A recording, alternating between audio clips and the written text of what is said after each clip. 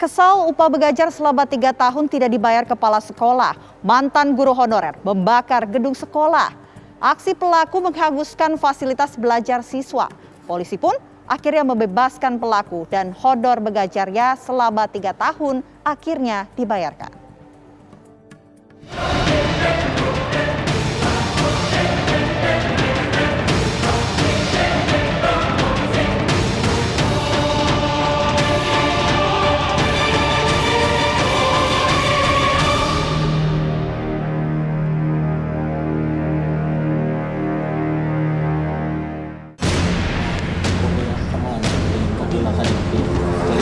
Rekaman CCTV ini memperlihatkan seorang pria bertopi membawa kantong plastik masuk ke gerbang SMP Negeri 1 Cikelet, Garut, Jawa Barat.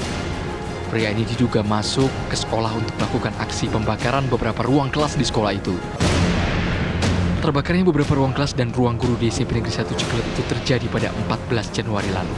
Kobaran api menghanguskan sejumlah dokumen penting, termasuk alat belajar dan perabotan di ruangan kelas. Pihak kepolisian setempat pun melakukan penyelidikan perihal penyebab kebakaran gedung sekolah. 1 pekan pasca kejadian, Satreskrim Polres Garut berhasil menangkap pelaku pembakaran gedung SMP Negeri 1 Cikelet, Garut, Jawa Barat. Pelaku yang diketahui berinisial Munir Alamsyah itu adalah mantan guru honorer di sekolah tersebut pada tahun 1996 hingga tahun 1998. Kepada polisi, pelaku mengaku nekat melakukan aksi pembakaran karena kesal.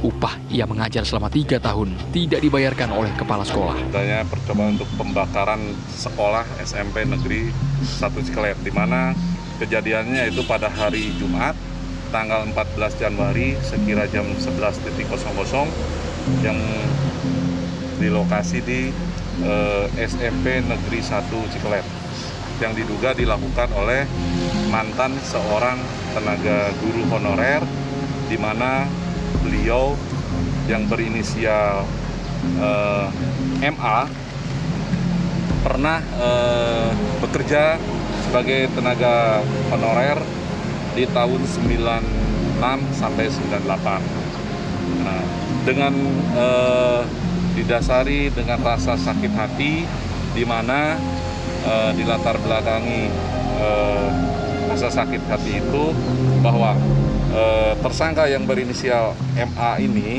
gitu kan, pernah tidak diberikan haknya sebagai tenaga honorer di periode 96 sampai 98 di SMA 1 Negeri Cikelet itu, di mana pihak Bapak Kepala Sekolah dia itu ada hak sebagai tenaga honorer sebesar 6 juta tidak diberikan kepada tenaga honorer yang menjadi tersangka MA. Pelaku tersulut emosi karena membutuhkan uang untuk menikah. Selain itu, pelaku juga sudah beberapa kali menagih kepada kepala sekolah yang menjabat, namun tidak kunjung membuahkan hasil. MA pernah mengklarifikasi kepada pihak sekolah, namun demikian tidak pernah ada realisasinya, dengan tujuan mempertanyakan apa yang menjadi hak-haknya dia semasa masih menjadi tenaga honorer, dengan maksud untuk berniat untuk dipakai untuk biaya menikah. Namun sampai saat ini tidak ada realisasinya. Akibat perbuatannya, Munir terancam dijerat pasal pengerusakan fasilitas negara secara sengaja dengan ancaman kurungan penjara 12 tahun. Sementara psikolog Universitas Indonesia Maria Ulfa melihat motif pelaku bukan hanya karena emosi sesaat, tapi juga karena hal yang lebih mendasar, yakni untuk memenuhi kebutuhan ekonomi pelaku. Jadi ada berbagai macam faktor yang melatar belakangi si guru ini ya. Yang pertama, mungkin karena sakit hati, karena sudah puluhan tahun juga kan. Yang kedua, karena beliau juga saat ini secara ekonomi kurang terpenuhi untuk kebutuhan-kebutuhannya. Seperti itu. Kemudian pekerjaan si guru saat ini bisa dibilang tidak ada ya. Ada berbagai macam kebutuhan manusia yang harus dipenuhi. Yang paling mendasar itu adalah kebutuhan fisiologis, makan, minum, tidur. Itu ada di kebutuhan paling dasar pada setiap manusia. Ketika kebutuhan mendasar ini tidak terpenuhi, maka seseorang tuh bisa berbuat nekat. Contohnya, dia mengabaikan kebutuhan selanjutnya, yaitu rasa aman. dia nekat untuk mencuri, dia nekat untuk mengambil hak orang lain mungkin. Nah, kalau dalam kasus ini adalah si guru menuntut haknya yang sudah puluhan tahun. Karena memang secara ekonomi, kebutuhan itulah yang mendasar.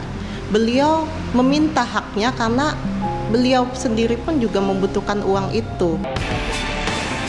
Akhirnya, pihak kepolisian Polres Garut menerapkan restoratif justice karena pihak yang berperkara dan mengalami kerugian, dalam hal ini pihak sekolah dan dinas pendidikan setempat, sudah memaafkan pelaku.